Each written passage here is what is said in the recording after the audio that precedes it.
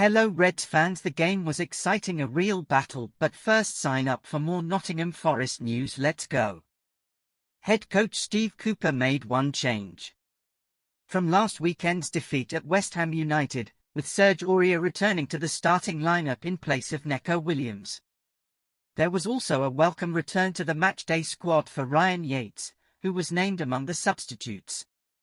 Following a minute's silence to remember those who sadly lost their lives in the Greece train tragedy last week, it was the Toffees who created the first half chance on Trentside as Dwight McNeil blazed a left-footed strike over the crossbar from the edge of the area. On 9 minutes, the visitors were awarded a penalty after Jonjo Shelvey was adjudged to have fouled McNeil inside the box. Following a VAR check, referee John Brooks pointed to the spot where Demarai Gray stepped up and found the back of the net. The Reds responded in positive fashion and were back on level terms on 19 minutes, Chris Wood playing a neat 1-2 with Morgan Gibbs-White before the attacking midfielder saw his strike well saved by Jordan Pickford. However, Brennan Johnson was on hand to tuck the rebound into the back of the net.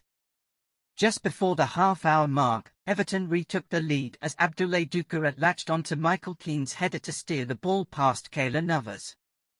On 39 minutes, McNeil came close as he arrowed a strike from the edge of the area which forced Navas into a save to tip the ball over the crossbar.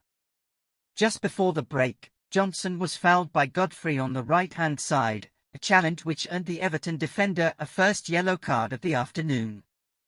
Following a coming together on 55 minutes, both Renaud Lodi and Gray were booked before James Tarkowski picked up a yellow card for a late challenge on our Brazilian fullback.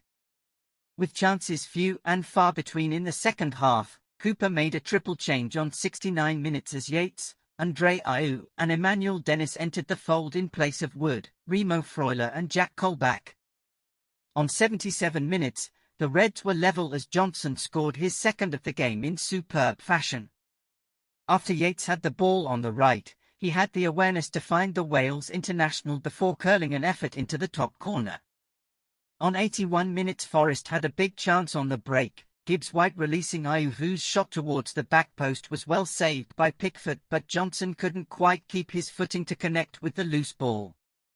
The Reds were roared on by the Electric City Ground crowd and Johnson nearly netted his hat-trick on 84 minutes after connecting first time with Gibbs-White's pull-back, but his effort dropped just wide of the far post. With 2 minutes of normal time remaining, the visitors introduced Neil Maupay and Tom Davies in place of Alexander Iwobi and Gray. Referee Brooks added 5 minutes on and the Reds continued to push for a winner, however a late goal eluded Cooper's side, who had to settle for a share of the points.